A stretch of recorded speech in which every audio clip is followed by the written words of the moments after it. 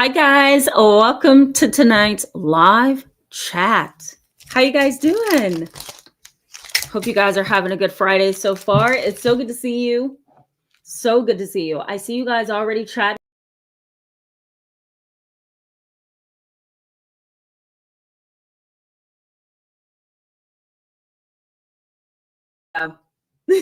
Sorry about that, guys. My clicker was pointed somewhere it shouldn't have been, but it's so good to see you. And I love seeing when you guys can talk and engage long before I come on here. So this is really good to see. It's good to see you. Hopefully, we can have a healthy, productive conversation tonight. I'm really looking forward to. Hi, Elizabeth. Good to see you, my friend. I see you there. Hope you're having a good evening. Also, Tiffany Smith. Hello. Good to see you tonight. Welcome to the channel. I don't remember seeing you. Scorpio Bird. Hello, my friend. It's so good to see you. Free Live. Hello from the Netherlands, where I'm going to go before my time upon this earth is over. It's so beautiful there. So I have to get there. I do. Give it a think. It's good to see you as well. And MS, in case I missed you, it's really good to see you. So here's where I was going with the beginning of this before I totally hit the wrong button. I hope you're having a wonderful Friday. How are you guys doing? Are you celebrating Halloween? Are you guys not celebrating Halloween? Are you guys kind of in the middle? Where are you guys? This is a tough one, right? Because tonight we're going to be talking about a darkened soul and those people in our lives who we would like to say are for us. We would like to say that they support us. We would like to say they're family or they're a partner who really has our best interests at heart. But sadly, that's not the case for everybody. So we're going to kind of break down tonight what a darkened soul, according to psychology, according to philosophy, and according to theology, and I might as well throw in there science of the brain. We're going to bring all of those things together tonight in this live chat. One of the reasons why I asked you if you're celebrating Halloween is, and I don't know if this is your experience or not, but it's like everybody has a different view of this, and I feel like this year more than any other year in my life, maybe because I'm more visible. And so I have a bigger audience this year. I really don't know. But it feels like almost every email I got this week from my video that I posted on demons and family chaos, that video stirred up so much that, some people were bothered. Some people were okay. Some people were just gracious about it. The majority of the messages that I got, I'm going to say about 90% of the messages that I got after that video were positive, and maybe about 5% or 10% was kind of like, "Ooh, I don't know what I think about that." You could see it kind of rubbed them the wrong way. So this past week has been interesting since I posted that video. And it's also been interesting because I have a lot of clients now who are coming to me asking me about Halloween, and they've been seeing me for many years. But for some reason this year, they're like, how do I see this? How should I see this? Should I be doing this? Is this a godly thing? Is this an evil thing? What am I supposed to see? How am I supposed to do this? And sometimes the cute little kids, and I had this on Tuesday and Wednesday of this week, the little kiddos that I see under the age of 10 years old, they're like, I just want the candy, And then you have those really brainy kids who are on the autism spectrum. I have 5 of those kiddos that see me. And they were like, no, thanks. I'm checking out Halloween.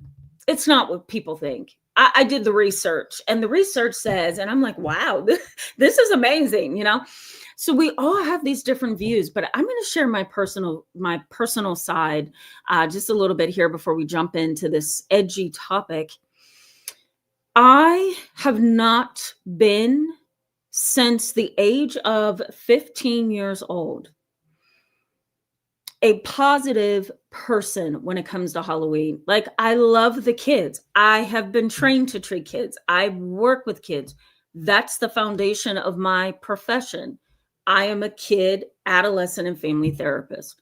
So when I see cute little kids, something in my brain goes, haywire, and they just, they create a weakness in me. And I'm like, do whatever you want to do. You're a sweet little kid. You're cute as you can be, So having that, though, makes this conflicting for me because I love families and kids and adolescents, and I want them to have a very happy holiday where they can just kind of pretend. And I also want them to be able to experience the fantasy of the holiday, right? Because the fantasy can be really cute. I'm Spider-Man today and I have Spider-Man powers, and look at my, spider veins kind of thing. A little girl came to my office the other day. She's not my client. She watches me on YouTube, and I'm like, how in the world are you 12 and you're watching me on YouTube? And so she came to my office, she knocked on the door, then she realized, oh, I can come inside. So she's looking for me, and I see her, I says, yeah, can I help you? You looking for someone? And she says, Miss Tamara, I watch you on YouTube all the time, and I just wanted to show you my Halloween costume. And I was so pleasantly surprised, and I spoke to her for a little bit and we engaged in conversation. I gave her some candy because I'm always handing out candy in my office, whether or not it's Halloween. And she took a bag of pretzels and some water and smiled and went off, right? But as I was driving home, so many hours after that, the first thing I thought was this. There's so many psychological, theological, religious, philosophical, and existential ways that we can look at the holiday. And one way is something that Carl Jung called the collective shadow integration. I'm going to put this in the chat box. So Carl Jung, called this the collective shadow integration. What in the heck does that mean, right? Doesn't it sound big and huge? It's not. Here's what it is. It's your alter ego. It's allowing an alter ego to temporarily develop so that dark, repressed pieces of personality can be socially acceptable. Now, have you guys ever heard of that? Isn't that interesting? Carl Jung says there's a reason why people like Halloween. And it's not so much because the candy, it's not always the kids. It's because sometimes there are adults who are trick-or-treating. And I'm like, where's your son? Where's your daughter? And they're the ones standing there with a bunny costume on. And I'm thinking, okay, this is creepy, right? But I understand. And so Carl Jung says, in understanding the soul, okay, because now we're jumping into the meaty part of this live chat. Carl Jung says, understanding the soul, understanding the mind, understanding those complex pieces of human personality and behavior, this is important because now we can understand why, number one, personality is so complex. Number two, we can also understand the impact of our behaviors on our soul, right? And on the souls of others. And this will explain why Halloween is so big. Okay. I heard today Halloween is the biggest holiday aside from Christmas. What?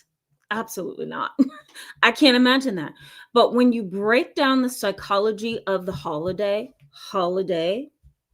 then it makes sense. Why? Because Carl Jung says it is called collective group integration, that I can now act out those hidden parts of me in a way that is not deplorable. It's not devalued. It's not inappropriate because it's not me after all. It's an alter ego. It's another side of my soul. It's another part of my character. And so therefore, I'm integrating myself into this thing so much easier because it feels better. I allow those pieces of myself to be exposed for one day in a way that is acceptable to society. And so therefore, my soul can then be at peace because I'm not doing anything wrong. That is a really, really interesting concept. We're not going to get into that tonight, guys, but I wanted to throw that out there because Carl Jung explained in some ways collective shadow integration. And, he says this makes it easier for most people to behave in ways that is not common to their character. Now, if we're talking about family who are toxic and dysfunctional, if we're talking about a spouse, a partner who's dysfunctional and toxic, and you notice from them that they have some dark, evil, unhealthy patterns of thinking or behaving, right? You know this person is not very healthy, and you can't understand why they think to do evil things, why they think to do manipulative and calculating things, why they think to harm other people. You may have a really hard time understanding that, but the most important part of this entire conversation tonight, guys, and the most important piece of the puzzle with people that you can't seem to understand, who seem to be dark, evil, aggressive, relationally aggressive. They tend to be intimidating and harassing and bullying and complex. For those kind of individuals, it really is going to take some time before you can fully understand who they are, because the soul is another concept that psychologists are quite behind on because they don't study it. It's not mandatory for them to study the soul, the spirit, the heart, right? We're really just kind of looking at the mind, and we're also looking at behavior. We're not really looking at the soul. But this is important to understand, that a person who is, dark in their thoughts, in their behaviors, in their heart, they seem to have a darkened kind of a soul that encourages them, to do all manner of evil and still feel okay with it. One component of this is called a loss of moral connection. And as a matter of fact, we call it a loss of moral connection is actually called moral disengagement. What happens in moral disengagement is the individual kind of loses a piece of who they are, and they begin engaging in behaviors that are immoral, that are inappropriate, that are harmful, that are dark and evil, without feeling guilty, because what they do is kind of disengage. It's right in the word. They disengage, they shove down, they repress, they throw it in the background, and they say, you know what, forget this. I'm going to abandon my morals. I'm going to abandon my ethics. You know what, I'm going to go ahead and have that affair with my friend's husband because I really don't care at this point. I want him in my life, right? Another way that you can kind of look at this is, let's say in your family, and let's say, in your family, your mom is very, very cold, callous, and self-centered. You think she might be a narcissist, but you're not entirely sure. With a mother like this, right, you're going to question where her morals and ethics are, because she lords over people. She tries to control the dynamic every chance she gets. She doesn't allow anybody to talk, have thoughts of their own, have a certain feeling of their own. She wants to bogart and control the entire environment, right? So this kind of mom may disengage morally from their ethics and principles and values when she sees it possible to make you look like you are, for lack of a clinical term, crazy, unstable, sick, right? She disengages from her morals, her values, and her ethics to achieve what she wants to achieve. She doesn't pause and say, why would I make my daughter and my son look crazy? Why would I do that? What is that accomplishing? Where am I getting with this? Where am I going with this? What am I trying to accomplish here, right? She doesn't have the capacity to do that in the moment. Why? Because she has morally disengaged. She's way back here, and her values and ethics are way up here. And moral disengagement is so much easier, guys. And I've seen this in clinical practice, and I've had to talk to colleagues for many years and process in my own heart and mind and process in my own education how deeply complex moral disengagement is. Because if you think about the Milgram experience, the experiments, if you think about Philip Zimbardo, he is the social psychologist who looks at the psychology of evil. And what he really, has kind of strived to do is clarify why good people do bad things. And what he has kind of concluded is that people become detached from their morals, their values, and their ethics, and it impacts their behavior, it impacts their mind, and it impacts their soul when they see a reason to change, when they feel that they are powerful, right? When they feel that there is some kind of group think, right? Or group influence, they step into a very different role in that moment, and they disengage morally from their morals, their ethics, their boundaries to accomplish that one particular task. Have you guys ever wondered, and I know you have because I have in the past, have you ever wondered why sometimes law enforcement can be really, really immature in how they approach people? They have a really hard job. I admire police, FBI agents. I admire them, the good ones. But have you ever wondered, though, what is going on with that officer who puts his knee on somebody's neck, right? And kills them right then and there? What is wrong there, right? Moral disengagement. Maybe he's always been a monster. I don't know. Sometimes monsters get in the field of psychology and law enforcement and law, and the list goes on. But sometimes they're not monsters, but they do monstrous things.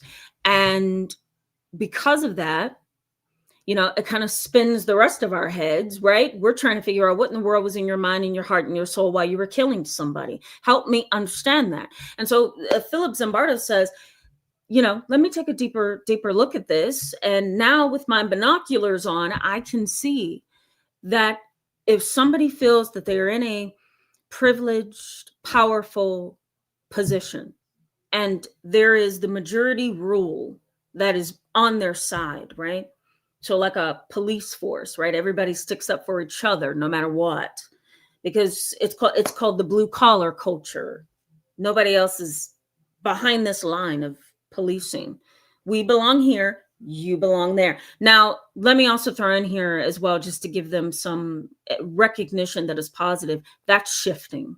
Back in the 1950s, 1960s, even 1970s, there was this blue collar culture where it was the police against the world. But now that has shifted to, police are more engaging. Police give more eye contact to people. Police may even hug you, or, the list goes on. So that is shifting. But for my example here of moral disengagement, think about those police, they're supporting each other. It's like us against the world. And so, we kind of, stumble back when we see them do things that's very immoral. And so moral disengagement is here. Philip Zimbardo says, if you have the right conditions in the environment, the right mentality and behavioral responses, then you can create a scenario where moral disengagement is a lot easier. And that's the sad part of the puzzle. Here's what's also sad, guys. If you guys have family members, or you're in a relationship with someone who tends to be very dark in their mind, and they seem to only get pleasure out of darkness and evil. They love doing what they do. They love creating chaos. They love being dramatic and making people feel on edge. They like making a scene. They like, being very loud and boisterous. They like the attention. Now we're talking about an individual who may have a very sneaky sociopath mindset that can then be determined over time to be evil, right? Because people who are on the higher part of the spectrum of sociopathy or psychopathy, they are your Jeffrey Dahmers, they are the James Holmes and Adam Lanzas of society.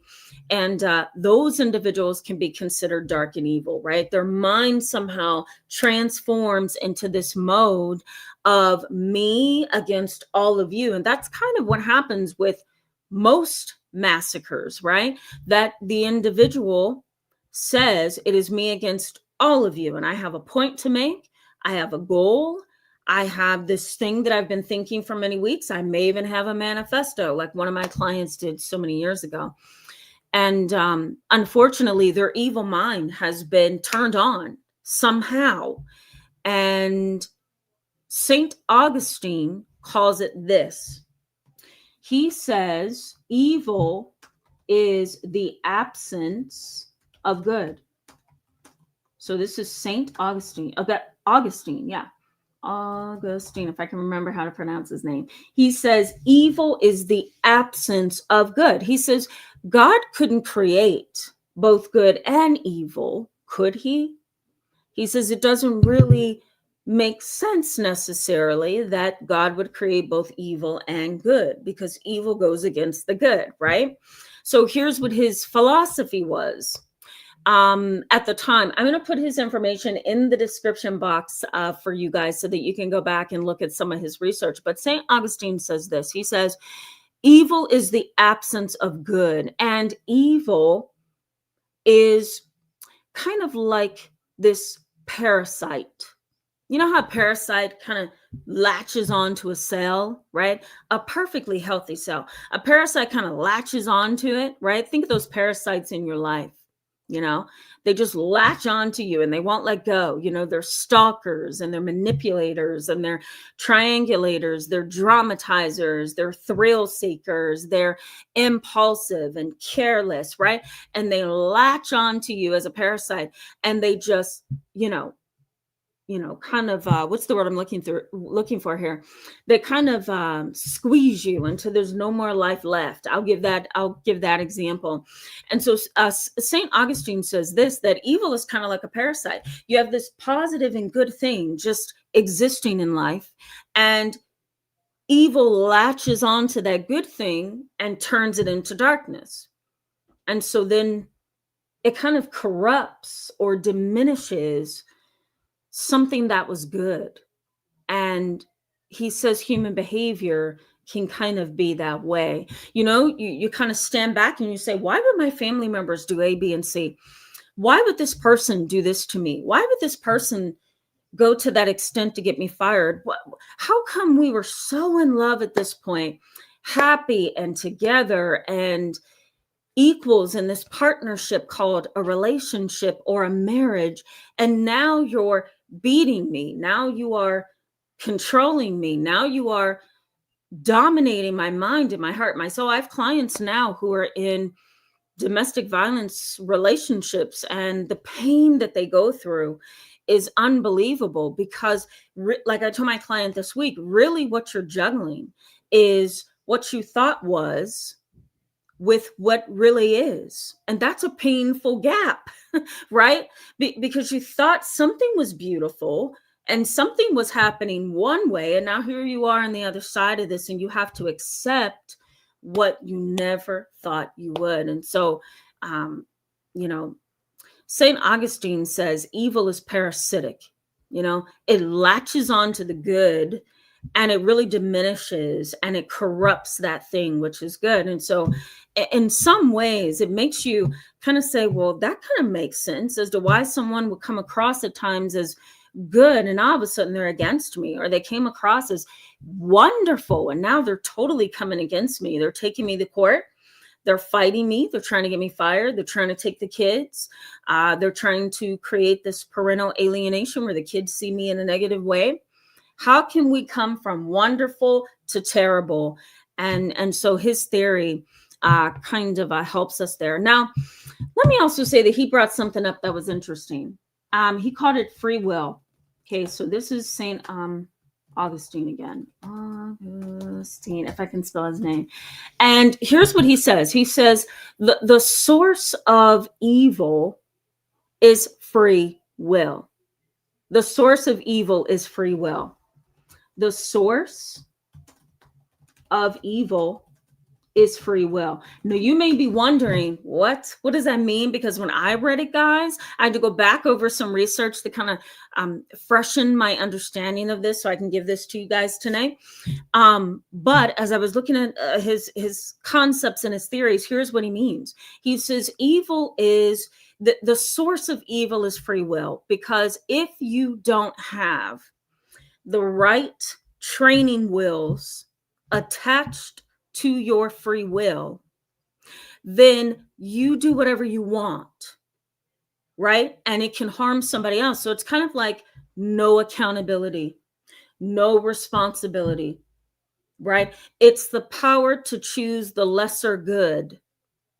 It's the power and the freedom to choose to manipulate, to choose to triangulate, to choose to sexually assault or molest, to choose to create a toxic family dynamic that is hard for you to survive in or get out of, right? The free will to, in a domestic violence relationship, beat you and harm you, right? The free will to have an affair. Dad has an affair on the family, which means he hurt mom and betrayed her, and he's torn his family apart. So St. Augustine says, really what I think is the source of evil is free will. It's the power to choose the lesser good. It's the power to choose the lesser good. And if you don't have, think about your family members who are very complex. They do things that spin your head, right? You can't understand why they would say that. Why would they do that? Why would they put a spin on that? Why would they lie on me? Why would they go behind my back? Why would they think I did this to them? That wasn't my intent. Why is my brother doing this to me? Why is my sister, right? All of those questions can sometimes be answered by looking at the choices that they are making. What are the choices that these unhealthy family members, relationship partners, what are the choices that they're making? They're making a choice in the direction of evil, right? We're not over here leaning towards good. We're over here leaning towards evil, right? Because they have free will, which is the capacity to decide and to choose.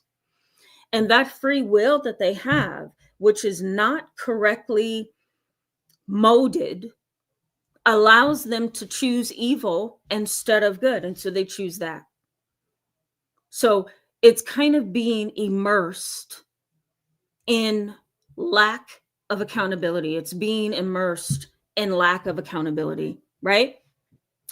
Dehumanization. Let me add this before we go to the chat box. Dehumanization. You know what that is, guys? It's thinking of or treating others as less than human. And research in psychology says this, that if you see a person as not a human, right? If you are seen then less than human, it's going to make evil acts against you easier to commit. So dehumanization is thinking of or treating others as less than human, which makes evil acts of behavior easier to commit. There you have it. If you see the person over there as less than human, so if Aunt Susu sees Uncle BB, for those of you who like those two, as less than human, then it is a lot easier to engage in acts that are destructive, that are harmful, that are overwhelming, that are perplexing, that are hard to wrap your mind around. How could you have that affair on me? I thought we were a team. It's easier if he or she dehumanizes you.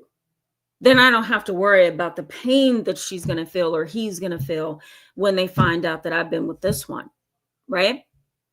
Why would your cold, callous, psychopathic father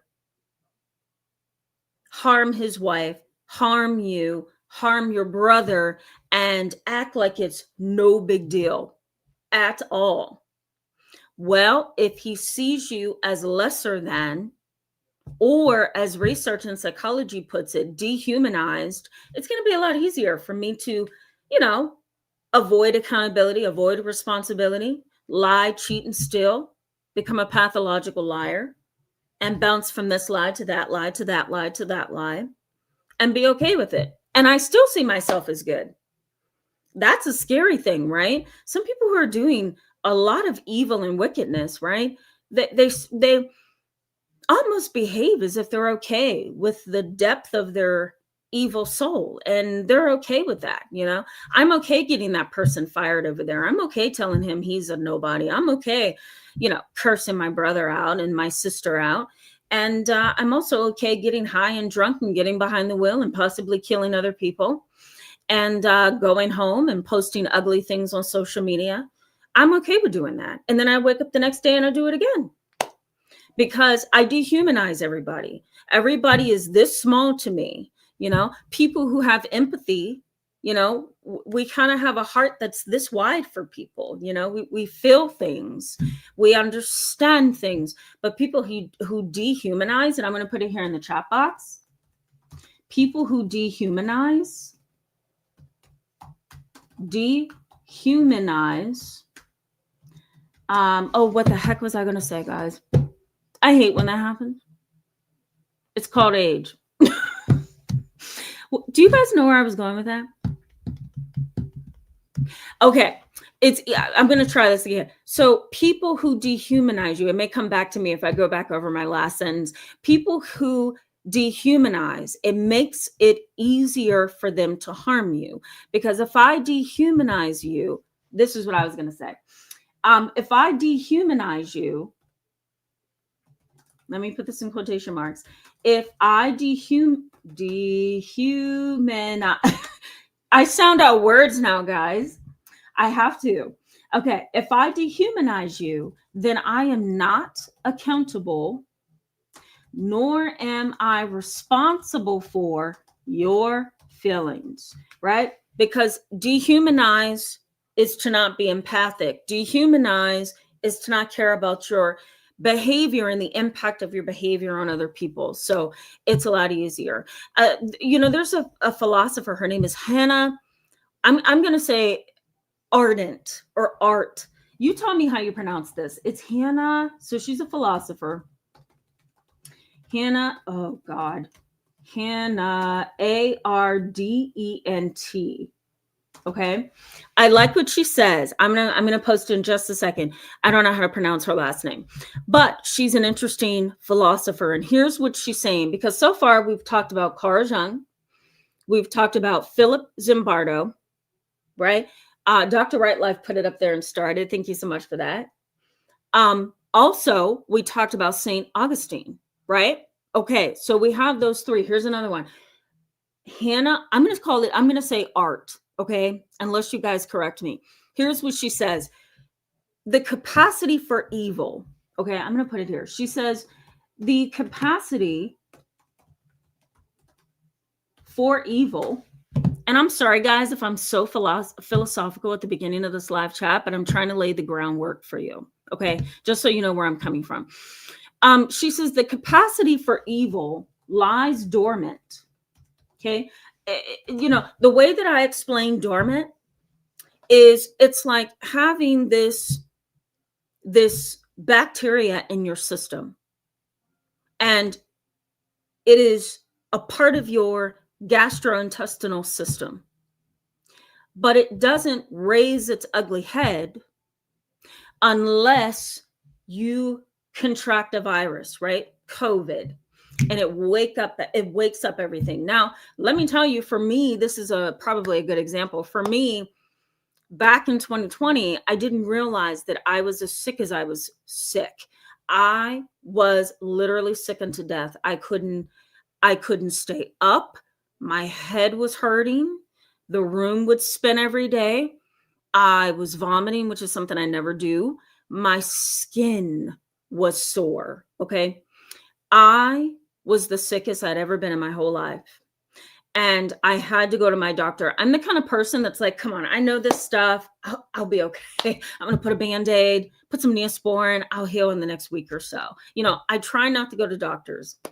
Nothing against them, the good ones, but it's just, I don't want to go. So I thought, I'm sick. I feel like I'm dying.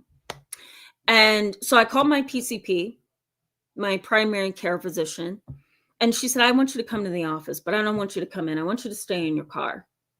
And we will come out with a COVID-19 test. And I asked her, I said, you really think I have COVID? That was the time we thought COVID would just kill people just by contracting COVID. You know what I mean? So anyway, I went there. She gave me the testing. It came back positive. You ready for this, guys? I literally got a letter from the Department of State because of my profession. And it said that I would be arrested. if I left the house and somehow spread what I had, COVID, to somebody else. And I would not be arrested and obtain a criminal record and be in jail. You ready for this, guys? I would be arrested and taken to the hospital, and I would be quarantined. And I thought, okay, I really am sick, aren't I? Traumatizing, to say the least, right? Can you imagine that? Getting a letter from the Department of State saying, don't you come outside, you know?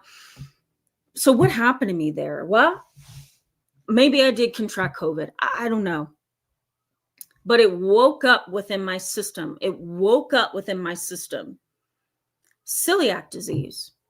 And next thing I know, I can't eat gluten. I finally recovered, I recovered. I got healthier. I got stronger. I gained a little bit more weight because I was losing weight. I was pretty thin. And I got better, and I could go out and I could go places and not feel like I'm going to be quarantined by the Department of State. So, but what it did is it woke up my celiac disease. And next thing I know, I'm just going on about my day, talking with family, and I go to eat a piece of pizza, delicious pizza. And I was sick unto death, and I had no clue. Why? Because celiac disease was laying dormant in my system. Hold on, guys. I got to make sure no one's ringing my doorbell. I think so. Oh my God. Are those trick-or-treaters? I think they are. Hold on. Guys, I would show you this, but I am so not going to. I think those are trick-or-treaters at my door. Should I run and give them candy? I think they are. Okay. My mom, I think she put something outside. Yeah, she put something outside. So they're like going in the little basket. Oh my God, they're so cute. I can't show you where I live. Okay. Or I would turn my phone around so you could see it. We're not going to go there. But anyway, celiac disease that was laying dormant woke up because of what I had, which was supposedly COVID. So Hannah Arendt says, that still doesn't sound right to me, says that the capacity for evil lays dormant in humans, in ordinary people who abandon their responsibility. So they abandon in people who abandon. I'm trying to think of what I said. They abandon responsibility, and they fail to think, judge, and empathize. Empathize, yes. So they fail to think, judge, or empathize. So here's what she's kind of saying, guys, that evil lays dormant in ordinary people. People who fail to pause, not be so impulsive, process the right and wrongs, check their moral engagement, reflect on values, think about God and who's guiding them or how they should be. People who fail to do that can then become evil. So I'm going to say they then become evil. I'm going to turn my heat down. But isn't that interesting? Isn't that interesting? Bear with me, guys. Okay, give me 1 second. I find it interesting, right, that evil can be considered, a part of the process when you are not thinking, judging, or empathizing. You kind of wake up that dormant lack of responsibility and evil behavior. Okay. All right. So I'm going to go to the chat box, welcome some of you, kind of engage you, see what you're thinking so far, and we'll get back into this. So I want to highlight for you tonight challenges that you are going to face when you're dealing with a family member, when you're dealing with a partner, when you're dealing with somebody who doesn't seem to be on your side. They seem to be against you and darkened in their mind and in their heart and in their soul. They just lean towards creating chaos. They lean towards creating lies and distinction, right? Like there's no togetherness, there's no closeness, there's nothing, because they tend to lean towards evil and darkness. And anything that we take in, for those of you who saw my video on demons and family chaos, I explained, or at least I attempted to break it down a little bit, that whatever you take in, you're kind of like an open vessel. We all are as humans, right? Psychology calls it suggestibility, where we can go around someone or we can be in an environment, and the way that they think, feel, and behave can then kind of suggest to us that we need to follow that behavior. We need to be the same way, right? Psychology also calls it receptivity, meaning that you kind of receive things inside of your heart, mind, and soul when you're around it, because we're kind of like, specimen that kind of takes in what's in our environment, even babies. That's why when a woman is carrying a child, you will sometimes see them put earphones over their belly, or they will talk to their babies, or they will also do things like play a certain kind of music, read certain books, take a Spanish lesson. Why? Because they are hoping that there's communication there, that there's receptivity, and the fetus is just like, yeah, give me all of that information, so that when it's time for me to see the world, I already have the foundation that I need to start off on the right foot, So we're kind of like open vessels, and so I want to highlight a little bit tonight when we talk about the challenges, how the people in your life, they're kind of like open vessels. And if they're leaning towards dark behavior, bad behavior, evil behavior, jealous behavior, extraordinarily problematic behavior, it's because of something. So I'm going to get into that with you guys. And then I also want to mention kind of, how do they impact you? How do these people impact you when they are all around you? What's the impact that they have on your mind and on your heart and soul when they're in your environment? So we're going to get into that. Okay, let me just go back a little bit here. And whoa, it's a lot of you guys. Oh my God, I'm so behind. Literally, you ready for this? I literally feel like I'm having a panic attack sometimes when I look at the chat box. I love you guys though, so please don't change. But I got to catch up. Let's see, where are we? Okay, let's start with you, Brandy Nuance. Hello, welcome. It's so good to see you back tonight. Sylvia Love Jones, it's good to see you as well. Elizabeth, it's good to see you. Anime Girl 16091, it's so good to see you. Welcome to tonight's live chat. Flyboy S, hello. Yes, it has been a while. My goodness, it's so good to see you. Welcome back. Candy, hello. Welcome to the channel. It's good to see you. Yeah. All right, let's keep moving. Fairy Girl, it's good to see you. Welcome to tonight's live chat. I love your emojis. Excuse me, your emojis. They're always so cute. Okay, let's keep moving. Dawn One and Ann Poser. Hello, and welcome. It's good to see you both. Okay, hold on, guys. Bear with me here. I just put your comment up, Ann Pulsar, just so people can kind of see what you're talking about there. James McDonald, it's good to see you. Welcome. I'm glad you could tune in with us tonight. It's so good to see you. James McDonald says, hi, Tamara and everyone. Demons most certainly do exist. They have been here since time began. Yes, I do agree with that.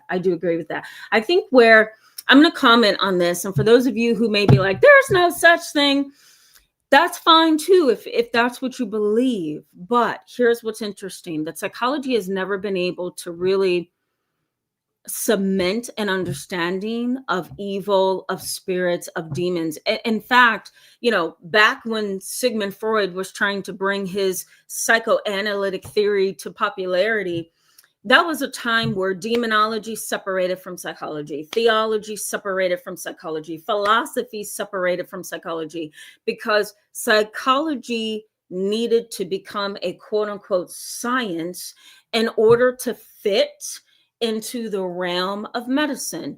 And so our field, myself and my colleagues, our field is kind of like that even today. There are certain things psychology will not touch because it does not want to be associated with any kind of possibilities, any kind of spirituality, any kind of thing that is happening that cannot be seen. That is not what they want to embrace, because they're a field that is running alongside the field of science and medicine, and you can't win a race, right, if you can't match your opponent. And so in order for psychology to match its opponent, which is medicine and science, it had to abandon all those other areas that we now call alternative or holistic areas. And that's really sad, because I think we could have merged the fields and become very wise. But again, when you're focused on winning a battle, you're focused on winning a race, the last thing you want to do is be seen as those people over there who think demons exist, spiritual things exist, that you can skip in a flower shop and feel better because you're around flowers and the fragrance of natural leaves, for example. That would be more of like a mindfulness kind of meditation kind of a thing. Psychology said, no, we're not doing that. We have to compete with medicine and science, and we're talking about demons. No, we're going to separate. We're going to push all those other theories over there, and you figure out what's going on over there. But we're going to run alongside medicine and science because we need to catch up. So, if we had to measure medicine and science, right, medicine is still leading, right? And psychology is like neck and neck almost, because we're trying to get there. One thing I do appreciate, though, about my field is this, that there are people who are becoming enlightened, and they're starting to turn around and say, wait a minute, what did demonology have to say about that? Wait a minute, what does theology say about that? Oh, so there really is some use in sitting with yourself, reflecting, processing, feeling stable and grounded. Oh, there's something to that. Oh my God. So come back into the puzzle theology, right?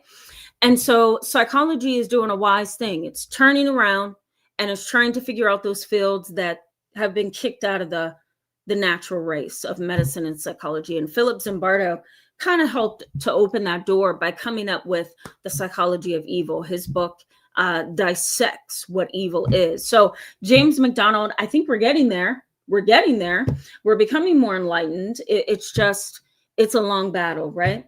Because nobody wants to say demons exist. Nobody wants to say life is a mixture of what we can and cannot see.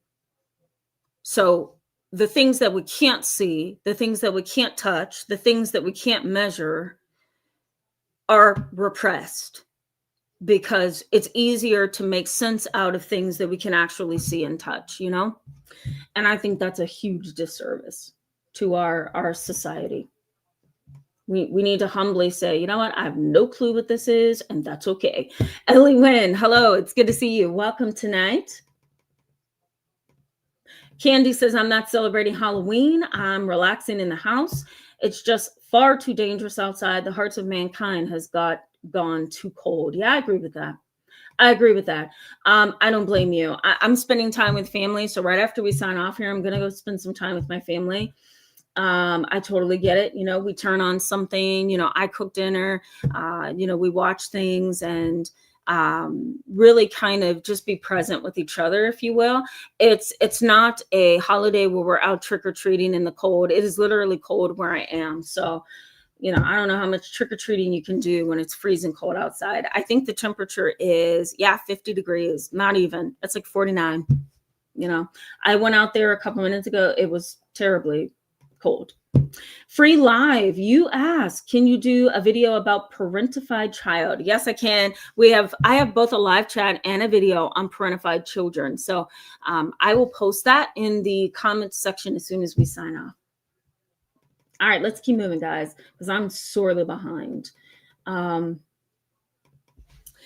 Ask the Edge. Hello. Yeah, well, I'm glad you can make it. It's good to see you. Welcome back tonight. A and B, it's good to see you as well, my friend.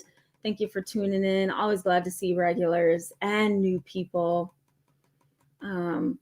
James McDonald says, when the devil can't attack you directly, they will use a close family member and friend to do their bidding. Well, I don't disagree with that. I don't disagree with that. Now, have you seen movies where there's a person who seems dark and evil and they are after, let's say, a family's inheritance, or they want a piece of something, or they feel that family can give them money or something? You've seen those movies. And what happens in those movies is the mother and the father don't get taken. It's the child, right? The child of the parents that are rich, for example, in those movies, the child gets taken and used as ransom. Can I say that? Or they get used as, you give me what I want, or this is gone. Your child is gone unless you give me what I want. You know what I mean? So you're right. I think even movies have that concept down. You're not going to be the target necessarily. Your child will. And that's going to hurt you a lot deeper. So yes, I very much agree with that. Dr. Right Life says, question for Tamara, how do you treat a lifelong cruel person as being dark? What do you mean by dark? By what standard? Well, let's break that down. Okay, just a little bit. Everything I just said in this live chat, right? That according to Saint Augustine, he says, did I say that right? I don't know why it sounds weird in my ears tonight. He says that evil is parasitic, right? It grabs onto people and it grabs onto the good things and it changes their nature from good to evil, right? The parasitic kind of a concept. The other is, did I mention this? De-individuation. I probably did not. So let me add that. So de-individuation. What is that? That's the process of losing self-awareness because of the majority rule. Meaning, if most people believe in the world that there is no such thing as darkness and evil, by the standard of a loss of accountability, responsibility, empathy, moral disengagement, right? The absence of good, right? If the majority says that evil doesn't exist, then I'm going to believe that evil doesn't exist because the majority says it doesn't exist, so it doesn't exist. I have no science to prove it. I have no existentialism or philosophy to prove it.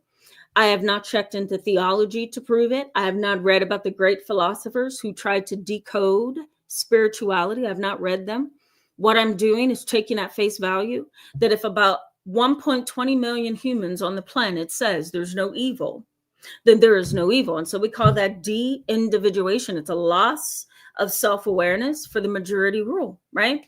And the other piece that I kind of threw out there earlier was dehumanization, right? You're seen as less than a human. And so at that point, you're seen as less than an animal or equal to an animal. And so that makes evil acts easier to commit, right? And so this is how we're defining evil in tonight's live chat. We can also define it as a person who is spiritually blind and they don't recognize that their inner being, their core, is bent towards darkness and evil, that they are okay with doing things against humanity that would be seen as inhumane, right?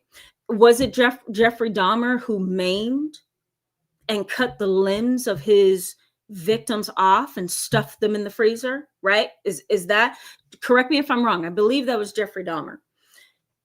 That is horrendous, right? How does somebody come to that level of darkness and evil? How does that happen? Well, part of that, and this is part of the definition of evil, part of that is dehumanization. I have taken you from a human level and I have reduced you to a level that is below the animals, right? Because Jeffrey Dahmer's victims, they had a heart, they have a mind, they have family, they have jobs, they have a right to a future. They don't have a right to be maimed and murdered and stuffed in a freezer. But he didn't see them in that way, right? His eyes and his darkened heart and soul told him that it is normal, it is okay, it is possible to harm innocent people and stuff them in your freezer. You know, or sit the deceased up and say they were keeping me company. It's horrendous, right?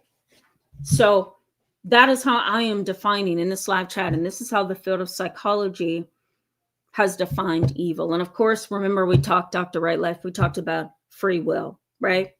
Free will. It can turn into evil, right? When you don't utilize it for the right things. You do have free will to do whatever the heck you want.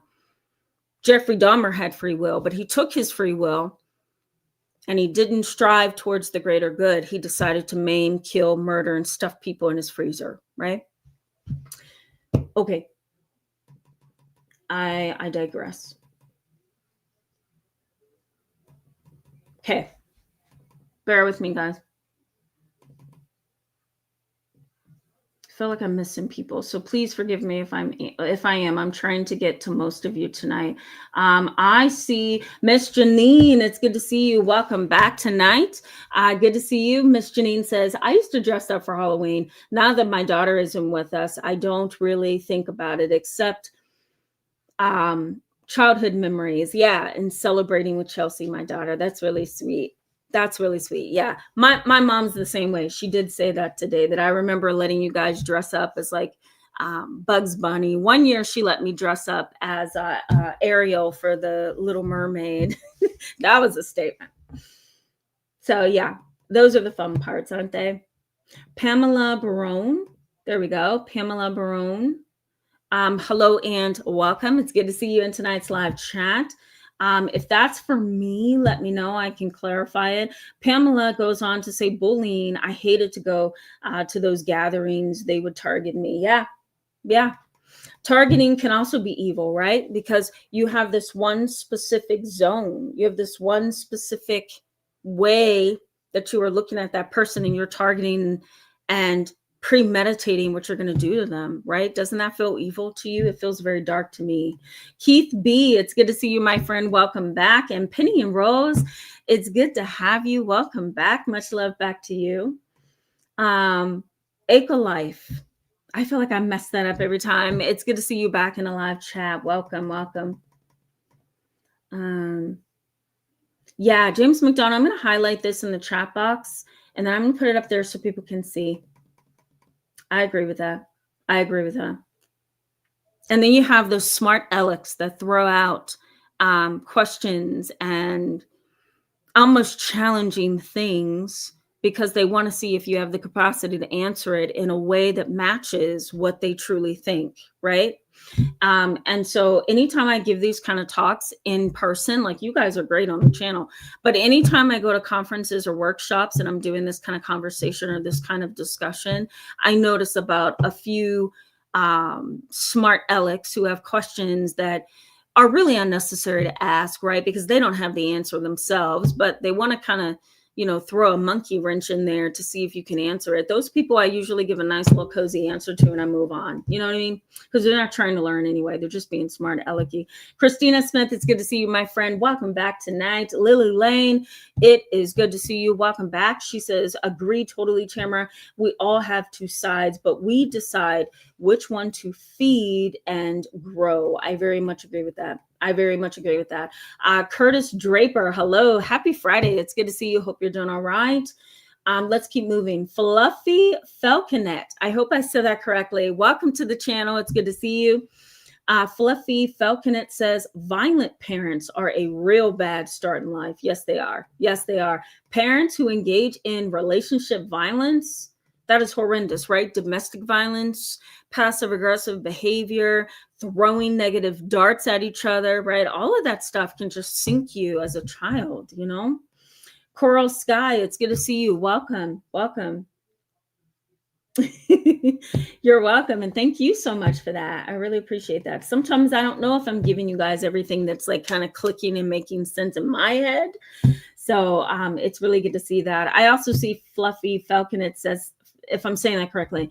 Thank you for talking about this. You're absolutely welcome. You're welcome. Pamela also says, thank you for this content. It helps me. You're welcome. So glad that it is helpful to you guys. Helene Webster, hello, my friend. It's good to see you. Welcome back. We're going to keep moving, guys, because I'm sorely behind. Jermaine, hello and welcome to you. It's good to see you.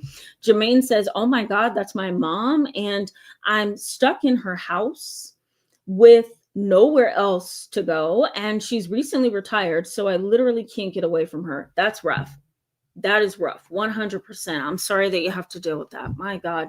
Try to, if I can give you a little bit of advice, try to be busy all the time. Try to be busy all the time. I have a client, I'm caretaking for my mom as well. Like my mom is really doing a lot better after her stroke in February, but there are some things because she's still in recovery that I have to help her with, you know? And so that's an uphill climb, right? You know, some mornings I'm like, are you up, Tamara? Because it's like, I'm so worried about her, right? And then, of course, I have a whole practice of people I have to care for, not to mention supervising interns, and the list goes on, plus my own life, my own mind, my own relationships. And so sometimes it's like my plate is too full, right? But I understand where you're coming from. So I suggest that maybe you try to remain busy at all times to give you that space from her, you know, like go out and do some shopping if you can, or go to bingo one night if you can, you know, walk the mall if you can, you know, do some window shopping if you can, go to a Barnes and Noble, go to a Starbucks coffee shop and just read, you know, even if it's for 45 minutes to an hour, you know what I mean? If you make yourself busy, then you don't have to deal with her all times of the day. If that makes sense, it kind of gives you both that break, you know? I hope that's helpful, Jermaine. Helene Webster. Yes. My grandmother used to talk about this all the time. The reprobate mind. Basically what that is, for those of you who are not aware or versed on the Christian James, King James Bible, excuse me, a reprobate mind is really a mind that has been darkened and turned towards evil. And according to Christianity, the reprobate mind is a mind that God has completely allowed to turn into darkness and evil, to a point where you don't even know that your behavior is out of line. You don't even know that your mind and your consciousness has been darkened, right? Because you've done so many wrong things and God is not pleased. And so therefore he's allowed you to slip into a reprobate mind. So that's what she's getting at there. Can you Goddess 777? Hello and welcome to the channel. It's good to have you. Can you Goddess 777 says violent family members is a traumatic start for young children. Researched how abuse changes the brain and create disorders and disease in the body. Absolutely. Yep. It's a bad start, right? Think of the ACEs questionnaire that we just did a couple of weeks ago. If you score a certain amount of numbers on there, those are all risk factors, right? Yeah. All right, let's keep moving, guys. Okay, I have to be selective here so we can get back into the chat. B, it's good to see you, my friend. Welcome back tonight. That is the cutest emoji. Are you worried about what I might say? That is so cute. I love it. Okay. Bear with me. Mark Taylor. Hello, my friend. It's good to see you. Welcome back. Mark Taylor says they are not looking for a relationship. They look for a situationship. Oh, yeah. I've heard of that before. One of my clients sprung that on me last year, and I'm like, oh, what? What is it called? She's like, a situationship. I said, what dictionary is that in? You know, but she's right. And you're right, Mark Taylor. Sometimes they just look for those opportunities, right? They don't want anything past that. They just want the opportunity. I get you. Totally. Belfast, hello and welcome to the channel. It's so good to have you. Belfast says, think of evil as placing a moldy pear right beside a perfectly ripe one or unripe one. The mold will extend to the second pear and ruin it and make it unfit for consumption. That, my friend, is good. Okay, so I'm going to highlight that in the chat box. I'm going to star it. That's amazing. I love that comment. Thank you so much for saying that. That is a very good, example that is outside of what I've been talking about, right? It kind of gets to the, what do they say? The nitty gritty. It gets to the core of it. So I love that. Thank you for sharing that. Yeah. Thank you for saying that. Um, Safirath, one class. I know I messed that up. Hello, my friend. It's good to see you. Welcome back. Um, they mention that basically is the Satan spirit that dwells in you already. But since you keep committing certain crimes, because it's always there. Not sure how to piece that but I think I kind of know what you're saying. You know, you're kind of talking about Carl Jung's shadow self, right? That there's a darker piece of who you are, and you know it's already there. And so if you don't do the right things and you keep committing the same sins, if you will, then that evil or darkness within you kind of takes over. So yeah, that is a little bit of a Christian kind of a theology as well. All right, one more comment, guys, and I'm going back to the chat box. Jennifer Huber, I hope I'm saying that correctly. Welcome back tonight. It's good to see you. Jennifer says, betrayal of trust is so true. My mother was filled with pride when I told this to her. Yeah, sometimes it does trigger pride, 100%. We may talk about betrayal trauma live. If you guys want me to throw that into the mix, I'm happy to do a live chat on betrayal trauma, if I can say it. Okay, let's get back into the content, guys. What are challenges with people who seem to thrive on moral disengagement? They thrive on the absence of good. They thrive on doing things to you that is evil. They're almost like a parasite, right? They grab onto you and they take control of you, your life, you know, your purpose, your meaning. Let me get a sip of water, guys, before I start talking. My goodness. Excuse me. I can feel that dry spot trying to happen again. Excuse me. Okay. So what are the challenges, right?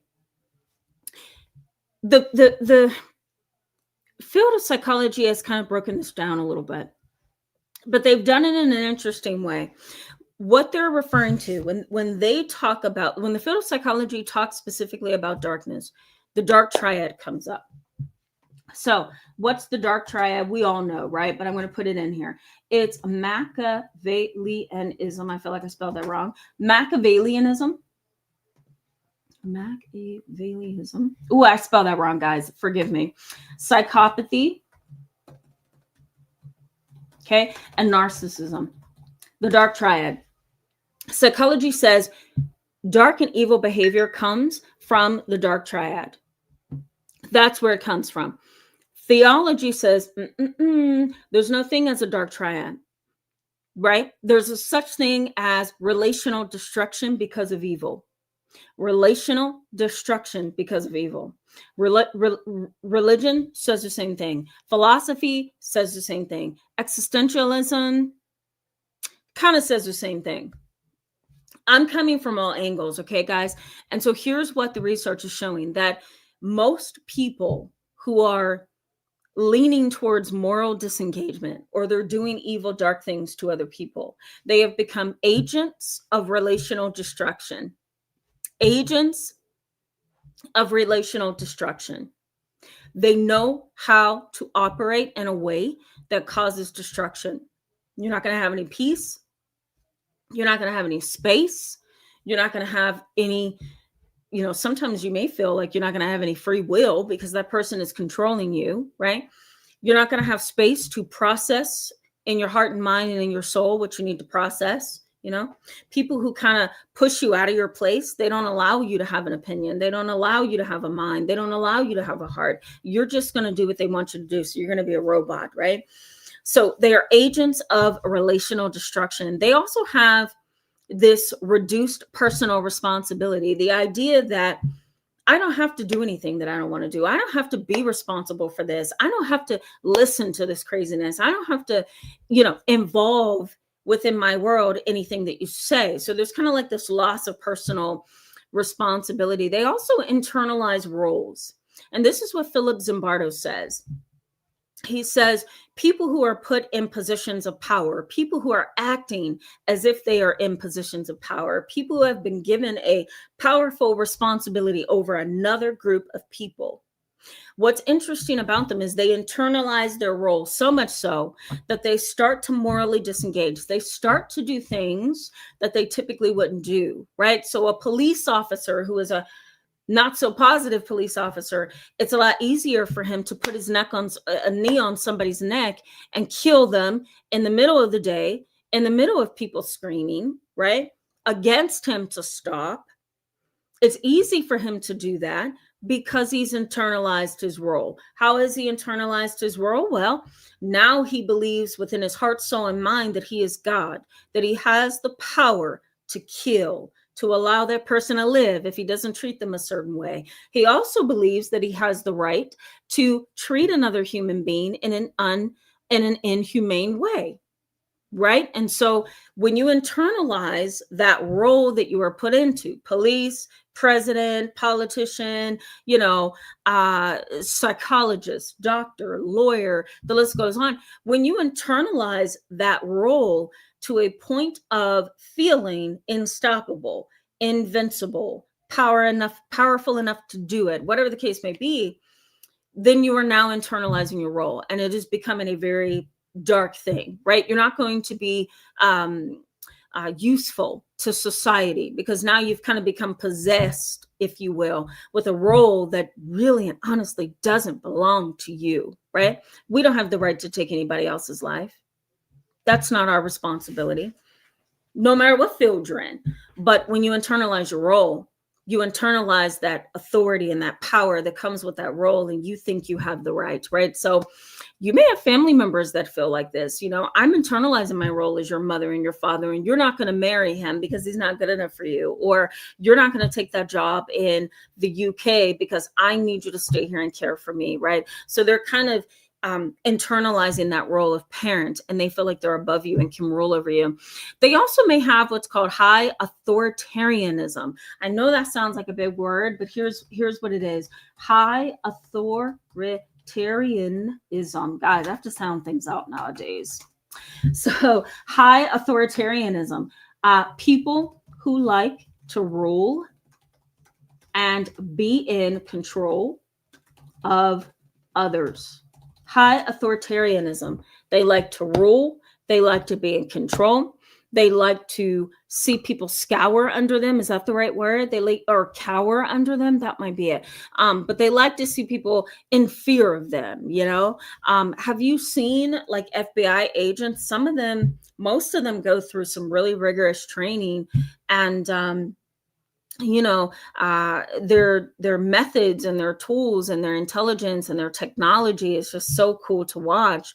And I'm sure you've seen this on movies where sometimes it really looks like they are enjoying that little bit of time that they have that gun in their hand, that they are telling that person to get on the ground, that they are telling that individual to put their hands up, that they're telling that individual they've been tracking them and what's the word I'm looking for? That I'll put it this way: they have wires that they have connected so that they can somehow uncover the secret.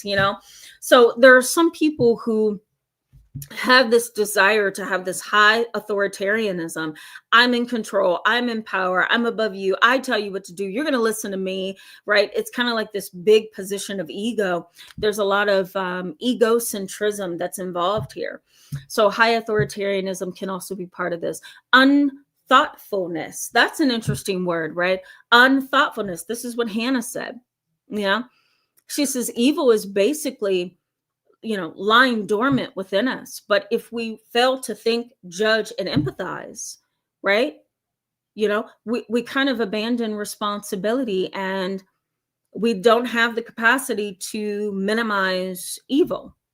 And so this is the same concept. Unthoughtfulness can also create an evil series of behaviors, right? That can impact you. Spiritual deprivation. Deprivation. I talk about this a lot with my clients who tend to be the more religious ones or the spiritual ones. And Spiritual deprivation is interesting. I don't think a lot of us realize how powerful spirituality is in our lives. There are some people who are just so angry that they're in the position they're in, or they're so angry at the kind of childhood they had, or they're angry with the world, or they're angry with themselves, or they're bitter. You know, Sigmund Freud was very bitter the last few years of his life, and he completely turned away, spirituality, religion, theology, philosophy. He just said no. He was very much an atheist, because he couldn't fit the pieces together. He couldn't make sense out of it. Those kind of people, it's kind of sad, because you kind of want to say to them, you don't have to be angry about this. We're all humans. We're trying to figure this out. And for me, I have figured it out to a certain extent. And I think I know what I need to move forward in this life. I think I know what this is about.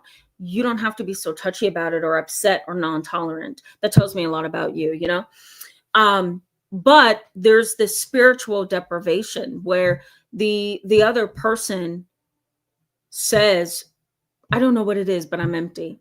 I don't know what it is, but I can't find my way. I don't know what it is, but I don't feel at home. I don't know what it is, but I just feel unconnected or disconnected. And a lot of people fail to realize that that's because you're disconnected spiritually, right?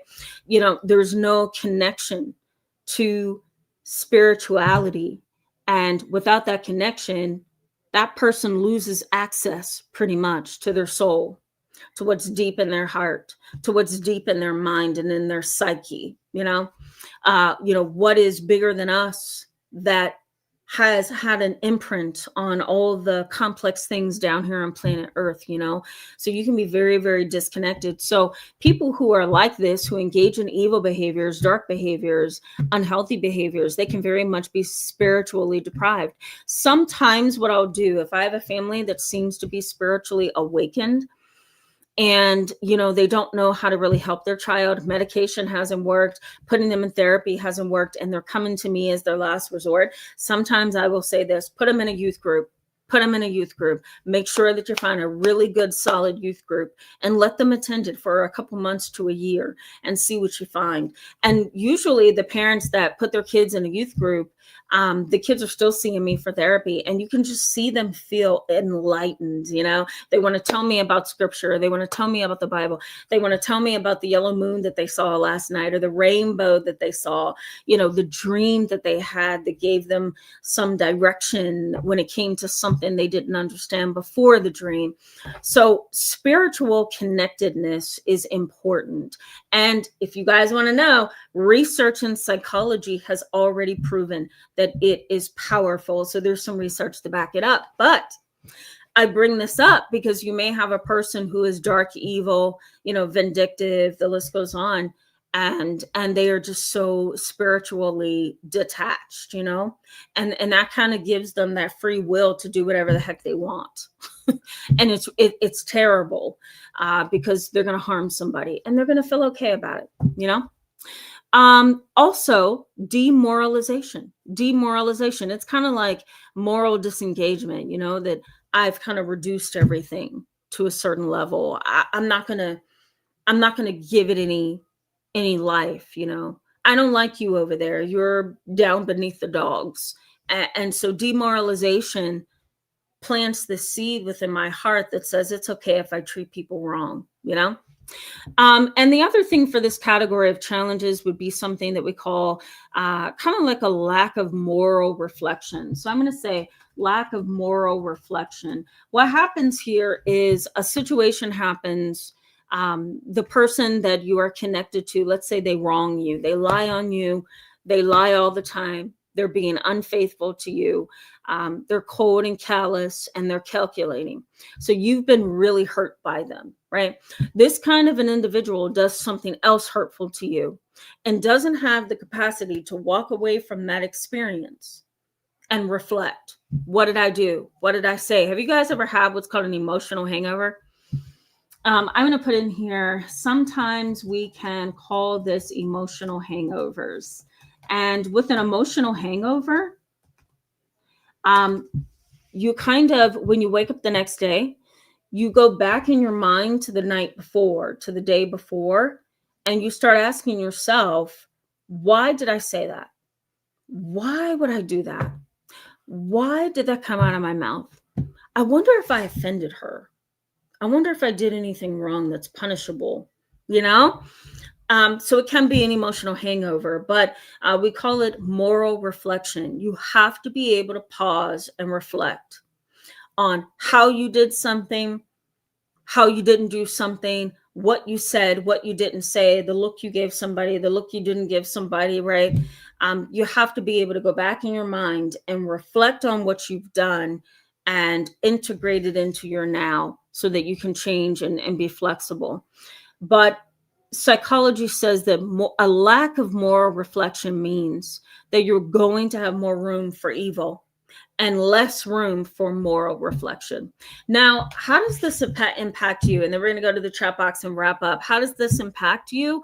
Well, you kind of become a victim of projection. I'm going to put them here in the chat box just so you guys can have them. So you become a victim of projection in your family. You become a victim, or in the relationship, or whatever relationship that you're in with this person.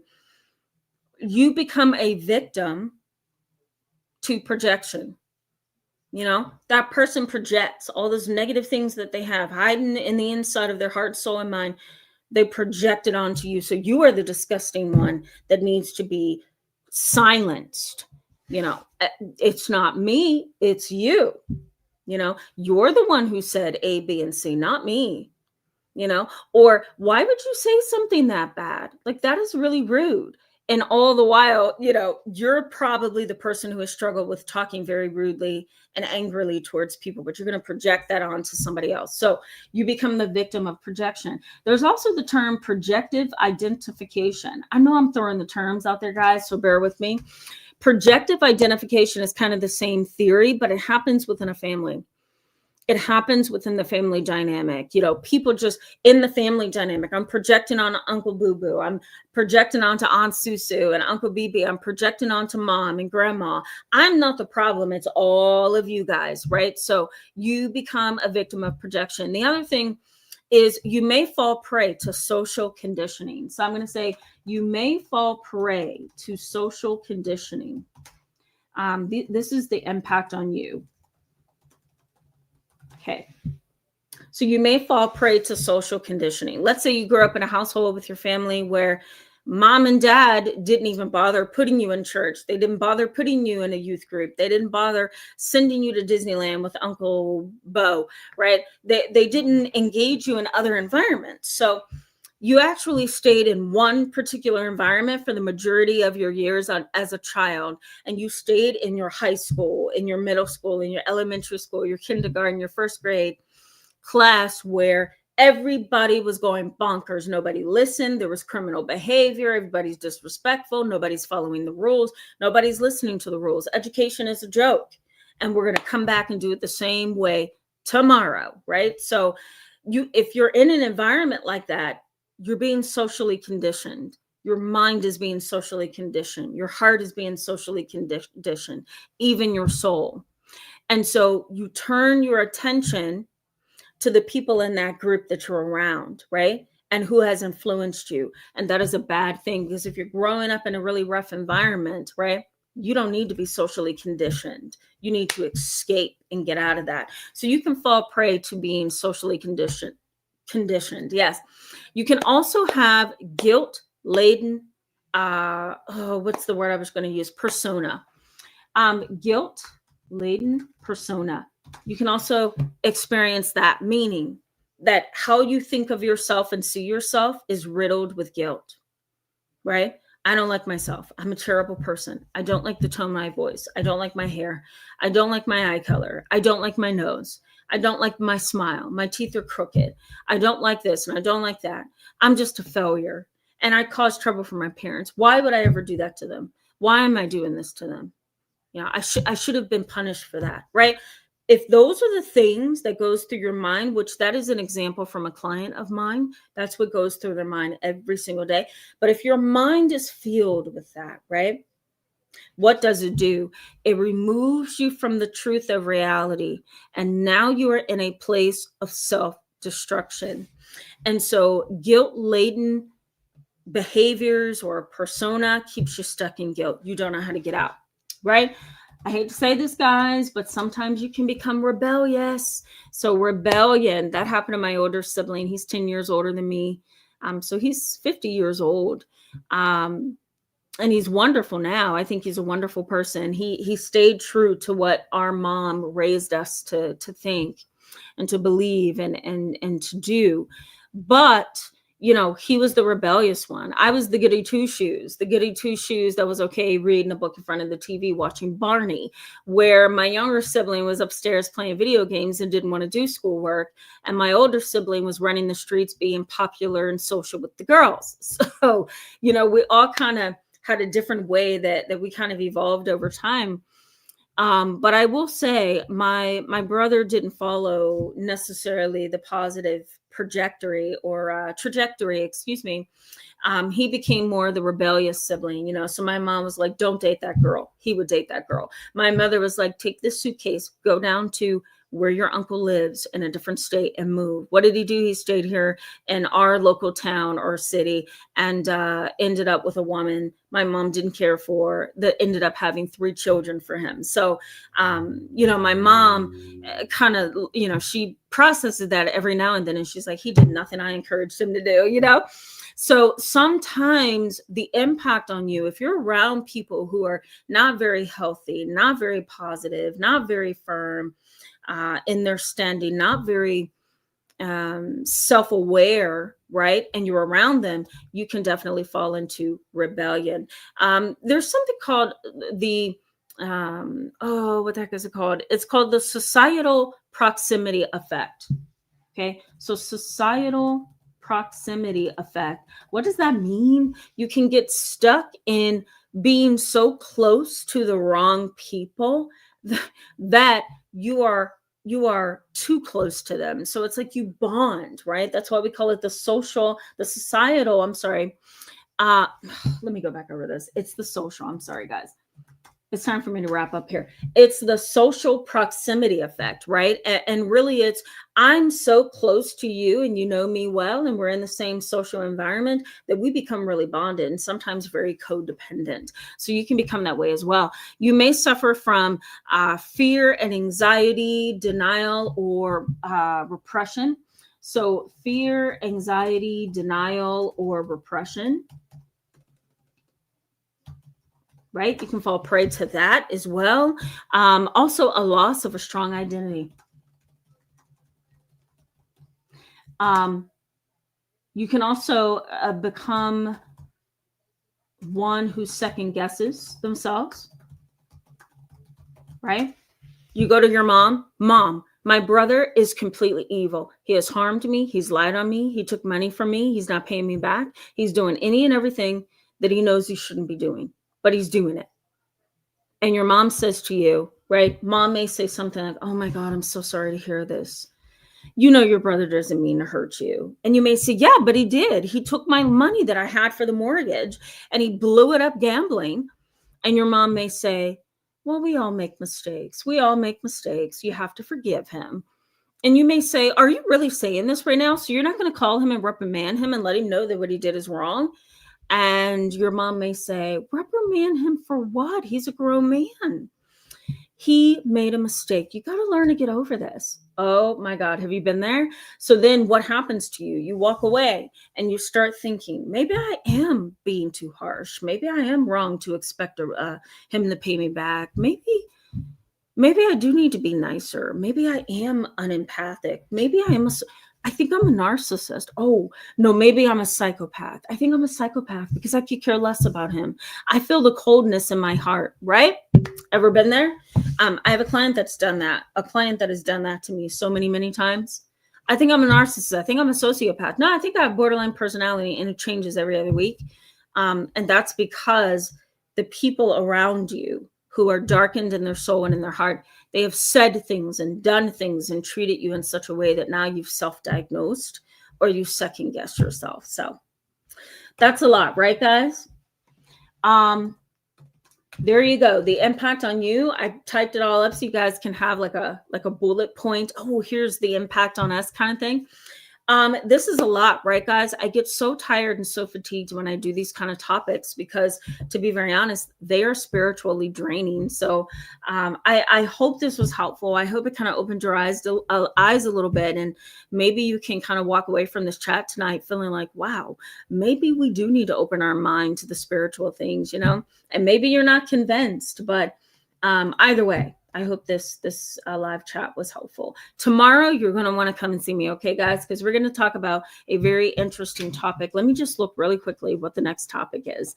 Can you imagine that? I totally forget what I'm supposed to be talking about. That's how you know you've been in the field too long. You totally forget what you're supposed to be talking about, thinking about, doing. Okay, so we're talking tomorrow about the psychology behind family fear, right? So being afraid of family dynamics, being afraid to go back to your family, being afraid to walk away from your family, being afraid to exist within your family, and or having a really hard time juggling trauma, family trauma, dynamics, rude and mean people in your family, right? Feeling like you're juggling a million balls. So we're going to talk about that tomorrow at 7:30 p.m. Eastern time. All right, guys, let me just engage you a little bit, and then we're going to wrap up.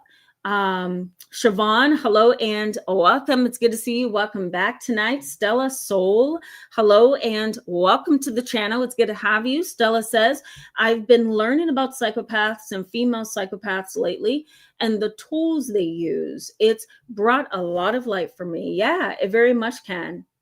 Very much can. I'm glad to hear that. That's awesome. All right, let's keep moving, guys, because I'm far, far behind in the comments. Margie Hawkins, hello and welcome. It's so good to see you, and welcome to the channel. Margie says, I hope I'm saying that correctly, or Margie. I'm going to go with Margie until you correct me. Margie says, where there is jealousy, there is every evil work. I mean, I very much agree with that. Maybe I'm wrong. Maybe we're wrong.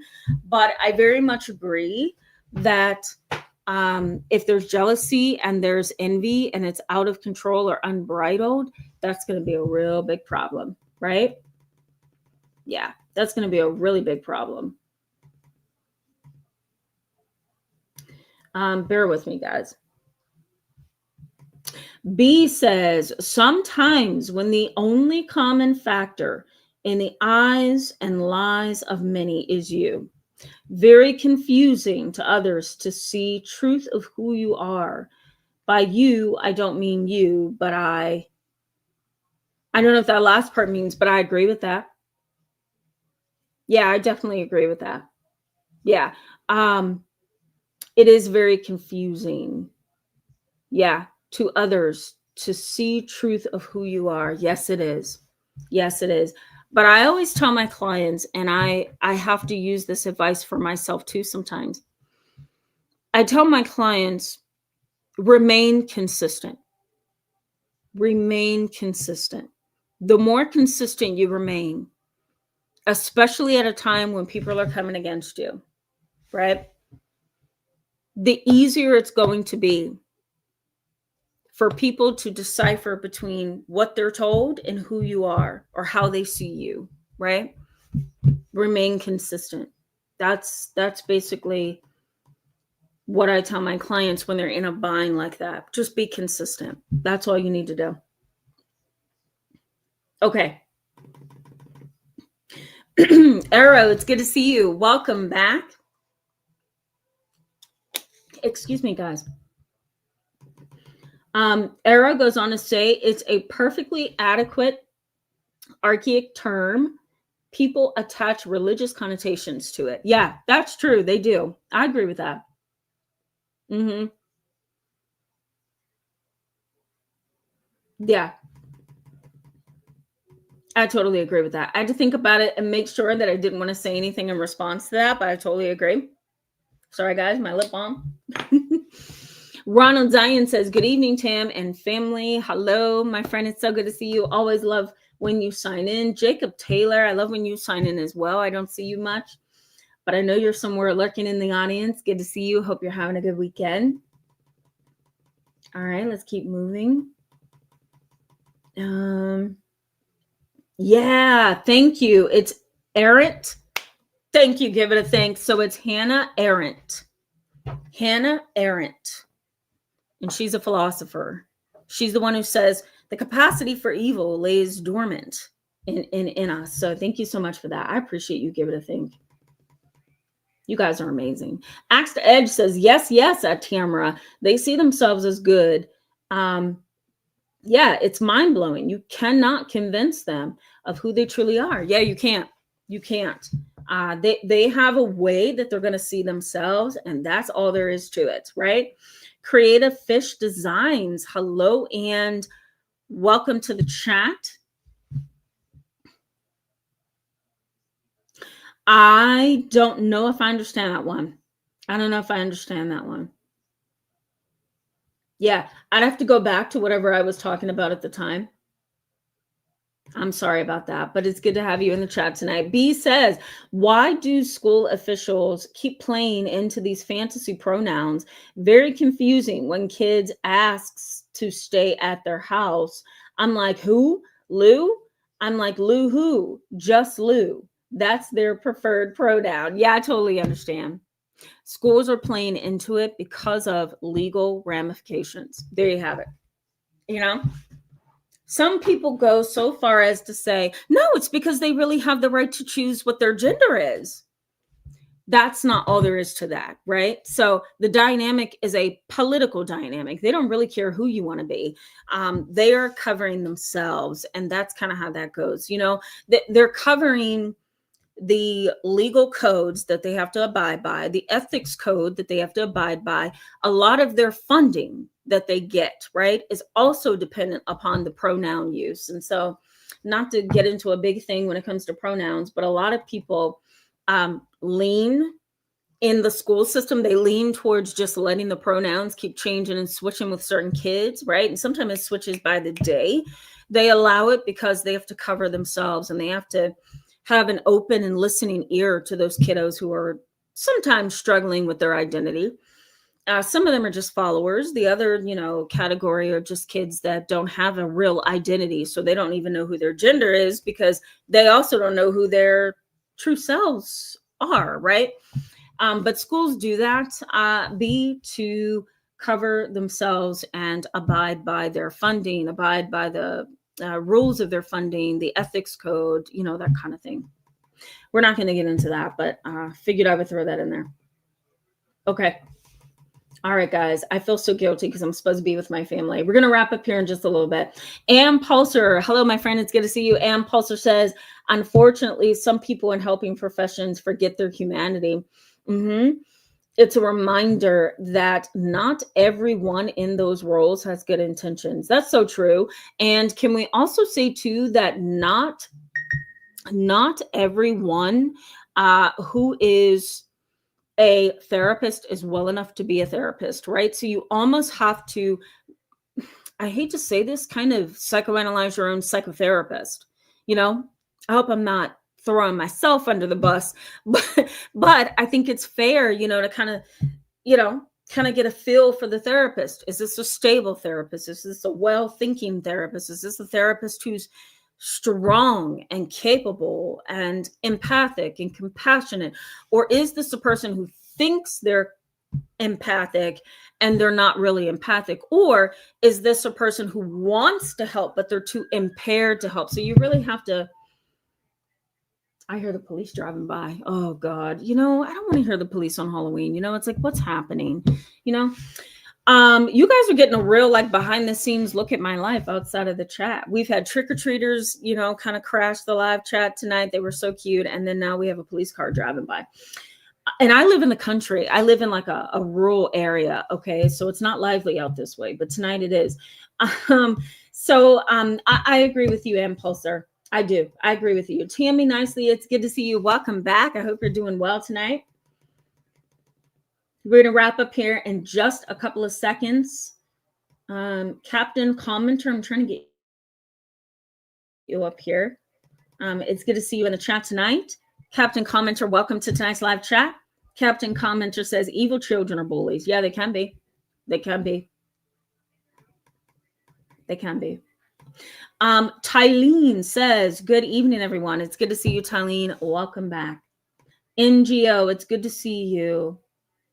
Oh, no. NGO, I'm so sorry to hear that. My God. You know, that's the most painful. And if you were close to dad or, you know, just close to him in heart and spirit and soul, I know that's a really difficult thing to process. So just the only thing that I can give you right now, because when I lost my grandmother, it's not my parent, but she was kind of like my second mom, you know, just because she and my mom were kind of like partners in crime.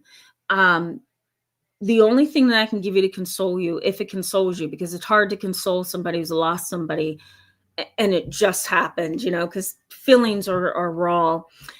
But the only thing that I can say, I think right now, is you have to take care of yourself. Don't try to work and grieve. Don't try to force yourself to socialize and grieve. If you need that one-on-one time to grieve, you have to grieve. You know, it's a process. And once you get through that process, you should be okay. I hope you're doing okay, and I'm sorry for your loss. That's a really hard thing to swallow. Okay. Sugar Bell, hello and welcome to you. It's good to see you in tonight's live chat. Okay. Few more. I know Elizabeth says give them candy. MS says give them candy. Yeah, I know, right? Stella Soul says go give them candy. Yeah, my mom was wise. She put like a bowl out there and a little stool, and they're so cute. They were in there just getting their little candies. I love them. Kids are just such precious angels. Not all of them, but the majority of them are. Nancy, it's good to see you. Welcome back tonight. Nancy says, I forgot it was Halloween. Yep. Yeah. All right, let's keep moving, guys. Couple more comments, and then we're gonna go. Arrow, that was cute. I just put that up there for people to see. I know, right? Pamela says, my kind of doorbell. I know.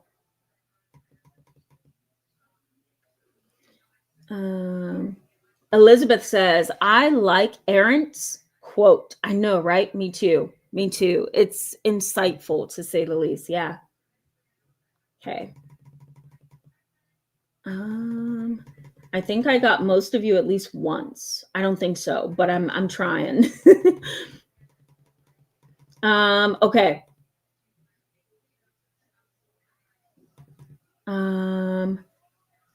Sylvia Love Jones, Helene Webster. I like what you say. Helene Webster says, that is why God instructed us, guard your eye gates. Ooh, yeah. Guard your heart too, right? And guard your soul, because you don't know what somebody's going to do, say against you, or to harm you. And you have to have that guard up, right? My grandfather, my late grandfather, he's the one that was the pastor for almost 35 years. He says you have to put on the whole armor. And he used to attend, I don't know if you guys are, if you know Dr. Charles Stanley, he's passed now, but he was a Baptist pastor in Atlanta, Georgia. He had a mega church. My grandfather on my father's side of the family would go there. And he told me one time, we'll make this the last thing, guys, before we wrap up. But he told me that Dr. Charles Stanley at the time, he said, you know what? You got to put on the whole armor to guard your heart, your mind, your soul. And he says, I put on every piece of the garment one by one as I wake up. And so my grandfather, my father's side of the family said, that's exactly what I do. I put on the breastplate of righteousness. I put on, I shod my feet or cover my feet with, I can't think of it's escaping me right now. I'm going to give it to you just in case you want to see it. It's actually in Ephesians. It's a scripture, but my grandfather would give me this scripture, and I loved it. I thought it was pretty wise. Let me see if I can give you the link in case you want to see it. Yeah. He used to say, I lay in bed, and he's like, I put on the breastplate of righteousness. I buckle the truth around my waist. I put on the breastplate of righteousness. I fit my feet with preparation. And I would be like, wow, you know that, like, you know your name. It's called the full armor. So I'm going to just let you see that. I'm going to post a link so you can see it if you want to look back on this. So it's called the full armor. Oh God. There we go. Just in case you guys are spiritual and you want to look into that. All right, guys, let's wrap up here. I'm so sorry if I missed super chats, comments, if I missed new people tonight. I can't get to every last one of you, but I really and honestly do try. Forgive me and know that I'm coming back to this later. So I'm going to see you. You are seen, you are heard, and post some questions. If you have questions for me, please post them in the comment section. I'm going to come back 2 hours after this, and I will look at the comments like I always do. Guys, come join me tomorrow. We're going to talk about the fear and the trauma that results from a very complex and traumatic family dynamic. So if you want to learn some new things there, come join me tomorrow. I love you guys so much. Be safe tonight, and I hope you enjoy your Friday. Have a good night, guys. See you tomorrow. Bye-bye.